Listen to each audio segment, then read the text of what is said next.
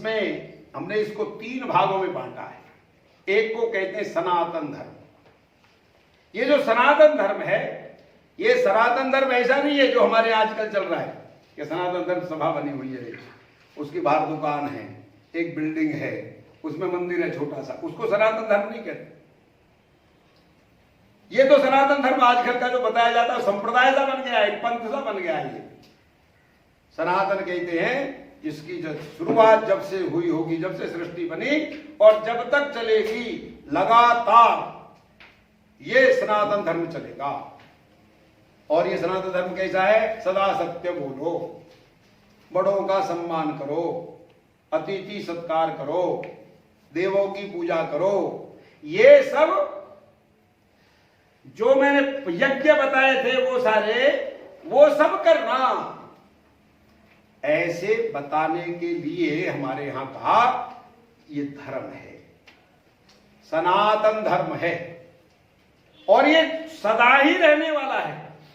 कोई ये नहीं कहेगा 50 साल बाद 100 साल बाद भी झूठ बोलो, धर्म के धार्मिक कहलाओगे, झूठ बोलो, खूब खुल करके बोलो, कोई नहीं कहेगा कभी भी, क्योंकि सनातन है। तो सनातन धर्म जो सनातन सदा के लिए रहता है, जो सिद्धांत, उसको सनातन धर्म कहते हैं। परंतु ऐसी भी स्थितियां आती हैं जब सनातन धर्म से थोड़ा सा हमें छूट दी गई है, झूठ भी बोल सकते हो और कुछ भी कर सकते हो, उसको हमने कहा आपद धर्म, इमरजेंसी। आपद धर्म की कल्पना कैसी है ग्रंथों में? तो हमारे ग्रंथों में आपद धर्म की कल्पना है कि राम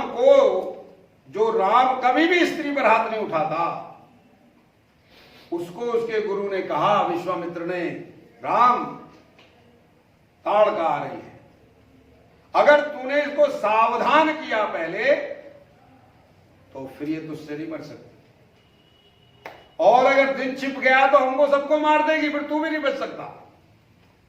इसलिए इसको बिना सावधान करे मारना है। हमारे ग्रंथों में ऐसे उदाहरण नहीं मिलते। हमारे यहां पहले दुश्मन को सावधान किया जाता है, सावधान ऐसे बोलते हैं। आपने महाभारत में देखा होगा, रामायण में देखा, सावधान मैं युद्ध कर रहा हूं तुझसे। लेकिन राम ने बिना सावधान करे ताड़का को मार दिया। क्यों? इमरजेंसी, आपद धर्म है ये। लेकिन ऐसा करना सदा के लिए नहीं है, सनातन धर्म में सावधान करना है। लेकिन वो परिस्थिति ऐसी है, उसको ऐसा वरदान मिला हुआ है कि अगर एक बार वो सावधान होगी तो फिर नहीं बढ़ सकती वो। तो राम ने उसको तुरंत मार दिया। भीष्म जैसे व्यक्ति को मरना ही नहीं है, तो कृष्ण जी ने क्या कहा?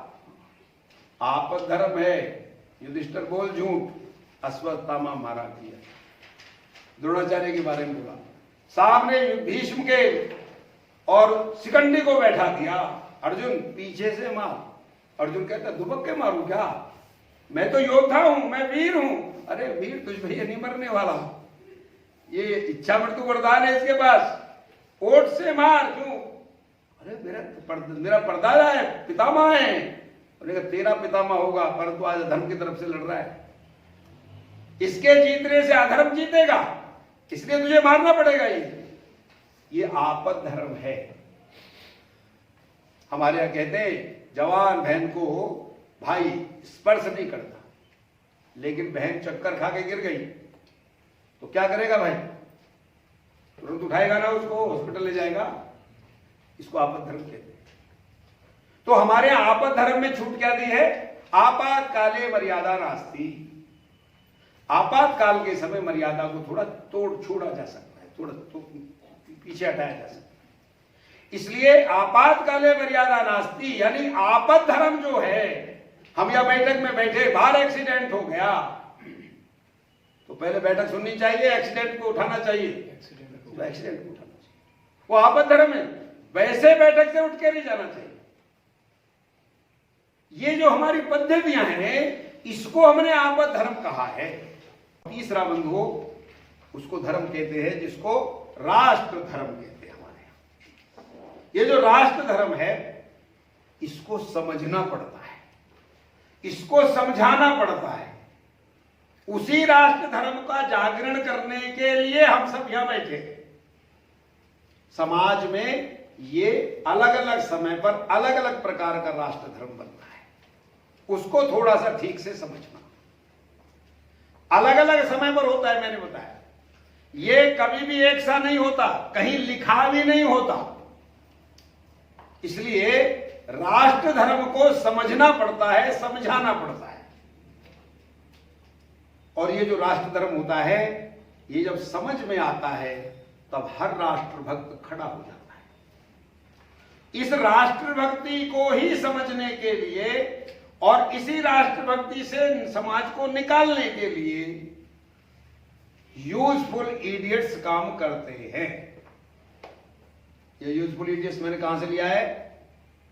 रूस जो या केजीबी का एक ऑफिसर था, वो भारत में काम करके गया बहुत वर्ष तक। उसने जो यहां पर लोग खड़े किए थे, उनको उसने नाम दिया है, अपनी पुस्तक जो लिखी है उसमें उन्होंने यूजफुल इडियट्स और नाम दिया है कि हमने इन लोगों को कैसे खड़ा किया था, कैसे कैसे पैसे दिए, कहां कहां सम्मान दिलवाया, कहां कहां अवार्ड दिलवाया, हर जगह इनका सम्मान करवाया, विदेशों में इनको घुमाया, अपना पैसा खर्च किया, ताकि जो हम चाहते हैं वो ये बोलने लग जाएं। तो ये हमारे यूजफुल इडियट्स हैं, इस देश के लिए इडियट्स हैं और हमारे लिए यूजफुल है। तो ये जो धर्म की, राष्ट्र धर्म की कल्पना है, इसको ठीक से समझना पड़ता है। इसको धर्म का प्रचार करने वाले भी नहीं समझ पाते, उनको भी ये बताना पड़ता है। इसलिए हमने सामाजिक सद्भावना की टीम बनाई कि जो धर्म का प्रचार करते हैं, जो कथावाचक हैं, जो अच्छे अच्छे प्रवचन करते हैं, उनको भी राष्ट्र धर्म को बताओ। वो धर्म की कल्पना तो दे सकते हैं पर राष्ट्र धर्म को नहीं समझ रहे। राष्ट्र धर्म को समझना पड़ता है। वर्तमान में देश पर क्या संकट आया है, राष्ट्र पर क्या संकट आया है, क्योंकि राज्य व्यवस्था तो बदलती रहेगी। अंग्रेज था, चलेगा, थोड़े से दिन में मार के भगाएंगे उसको। मुसलमान आया तो उससे 600 साल हम संघर्ष करते रहे, मार के भगाया उसको। परंतु अगर सांस्कृतिक दृष्टि से राष्ट्र कमजोर पड़ गया तो यूनान, मिस्र, रोमा सब मिट गए। जहां से कुछ बात है कि हस्ती मिटती नहीं हमारी, वो जो बात है उसको हमें जगाना पड़ता है। वो कौन सी बात है जिसके कारण हमारी हस्ती नहीं मिटती? यानी गुलाम रहे, 600 साल संघर्ष किया आजादी के लिए मुसलमानों से, 200 वर्ष अंग्रेजों से किया, परंतु फिर भी क्या करें? कुछ बात है कि हस्ती मिटती नहीं हमारी। वो हस्ती कौन सी, उसको बार बार बताना पड़ता है। इसलिए आजादी की जब लड़ाई चली थी तो आपने देखा होगा, कोई भी अंग्रेजों को मारने के लिए नहीं कहते थे। क्या कहते थे? भाइयों, इन्होंने देखो नंगे नंगे नाच नचाने शुरू कर दिए, भाइयों देखो हमारी गाय कटवा दी, भाइयों इन्होंने हमारे मंदिर तोड़वा दिए, देखो वहां पर इन्होंने चर्च खड़ा करके और वहां रामायण को गाली देते हैं, ये भाइयों देखो वेदों को गाली देते हैं, ये राम के अस्तित्व को ही नहीं मानते। क्या जगा रहे? राष्ट्र भक्ति जगा रहे, राजभक्ति नहीं जगा रहे। कांग्रेस आ गई, बीजेपी आ गई, नहीं बीजेपी को लाओ, दोबारा बीजेपी को लाओ, नहीं नहीं कांग्रेस को लाओ, इसके लिए काम नहीं करते। ये राज्य व्यवस्था है, सरकारें आएंगी जाएंगी, श्रेष्ठ लोग आएंगे जाएंगे, सब पार्टियों में अच्छे अच्छे बुरे लोग सब लोग होते हैं, उसके लिए काम नहीं होता कभी भी। राष्ट्र के लिए काम होता है। राम मंदिर बनेगा तो देश का राम जागेगा। इसलिए आर्य समाज जैसे लोग जो मूर्ति पूजा के विरोधी हैं, वो कार सेवा में गए थे अयोध्या। जो बौद्ध राम को ही गाली देते हैं, राम के ही बारे में उल्टा सीधा बोल जाते हैं, वो बौद्ध भी वहां कार सेवा के लिए गए थे, क्योंकि यहां राम का मंदिर बनेगा तो मर्यादा पुरुषोत्तम के नाम पर सारा राष्ट्र जगेगा। और इसलिए मंदिर जो नहीं भी पूजता मूर्ति को, वो भी वह मंदिर चाहता है। इस देश का व्यक्ति वो राष्ट्र के नाम पर चाहता है, सांस्कृतिक दृष्टि से चाहता है। और इसलिए समय समय पर आप देखोगे, हमारे जो आज वर्तमान में हम हैं, हम अपने पूर्वजों को अगर देखते हैं तो जैसे ही लगा कि वेद पढ़ने मुश्किल हो गए हैं, वो कठिन हो गए हैं, संस्कृत क्लिष्ट हो गई है और वो याद करने, आज कंठस्थ करने मुश्किल हो गए हैं, तो व्यास जी ने तुरंत समाज को जगा के कहा, मैं इनको लिखवाता हूं भैया। तो व्यास जी ने उन वेदों को चारों को लिपिबद्ध करा दिया। उससे पहले श्रुतियों में चलते थे सब वेद, जितने वेद है उनका ज्ञान है वो सब कंठस्थ करते थे लोग। आज भी हमारे देश में ये त्रिवेदी द्विवेदी जो कहे जाते हैं, चतुर्वेदी, वो वही परिवार है जिनके यहाँ 3 वेद याद कर लिए तो त्रिवेदी, 2 वाद याद किए तो द्विवेदी, 4 याद कर लिए कंठस्थ तो चतुर्वेदी। तो व्यास जी को क्या लगा, आज नहीं चलेगा मामला ऐसा श्रुतियों से, इसलिए लिखो। ये राष्ट्र धर्म जगह उस समय सारे समाज को इकट्ठा किया, भाई वेदों को लिखना चाहिए, और उन्होंने लिखा। बाद में और क्लिष्टता आई कि संस्कृत में वेदों को पढ़ना ही कठिन हो गया और समझना कठिन हो गया। तो उस समय के जो महापुरुष थे उन्होंने क्या किया, उपनिषद लिखवा दी, थोड़ा कहानी के रूप में। लो भाई, आजकल गंगा उपनिषद गंगा चल रही है ना, एक दूसरे को सुनाओ, सुना करके ध्यान में आएगा।